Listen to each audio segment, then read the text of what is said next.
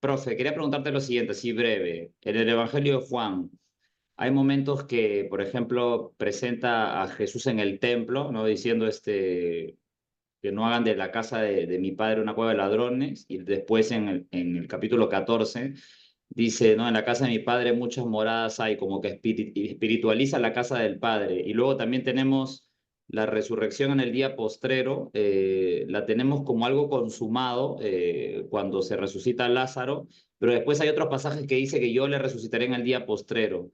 Esta cuestión en la que parece haber así giros teológicos en el Evangelio de Juan, ¿demostraría que tiene varios autores ese Evangelio? ¿Consideras eso o no?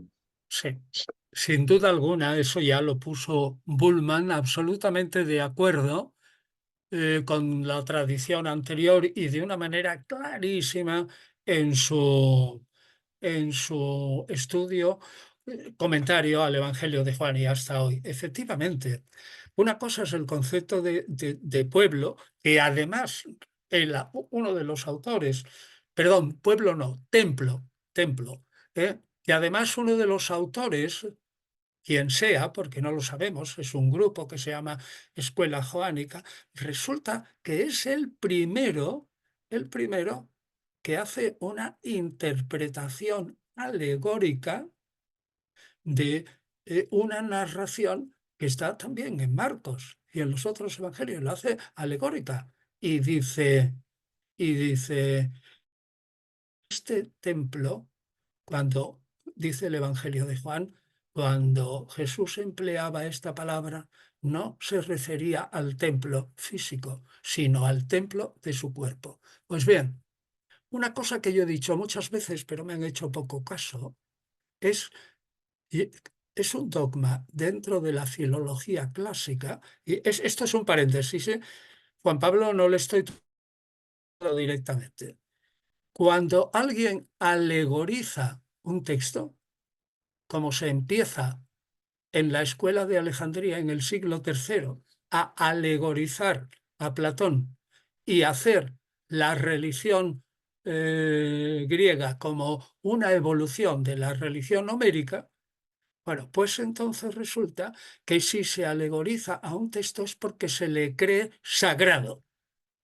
Homero era la Biblia de los griegos y era sagrado. Pues bien, esto del capítulo 2 de Juan es el primer caso que tenemos como un texto es interpretado de la tradición sinóptica, es interpretado en sentido alegórico, lo cual quiere decir que cuando el Evangelio de Juan en torno en el año 100, el material sinóptico era prácticamente sagrado. Si no, jamás se habría alegorizado. Ahora ya respondo, después de este paréntesis, que me parece interesante. Cuando habla en el capítulo 2 del templo, se refiere al templo físico. Y cuando habla en el capítulo 14, ya pues habla también o puede referirse también al templo espiritual. Vamos, es decir, que puede que a lo largo del Evangelio se ven las distintas manos, pero sobre todo se ve en la resurrección. Por una parte, el que resucita es Dios. Por otra parte, el que resucita es Jesús. El que resucita a los fieles es Jesús. Pero en el capítulo 5 se dice que la resurrección ya ha acontecido.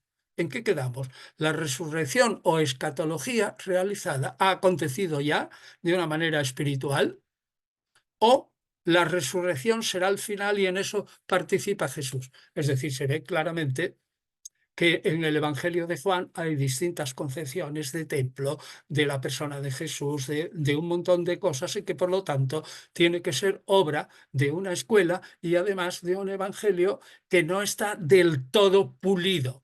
Es decir, no ha habido al final una mano que lo reorganizaba todo entero. Incluso se dice que el capítulo quinto y el sexto están equivocados de sitio y que hay que cambiarlo.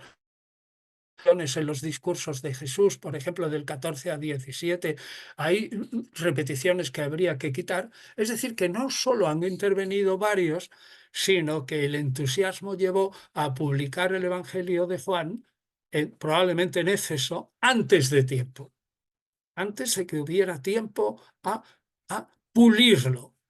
Es una obra sin pulir y sin terminar.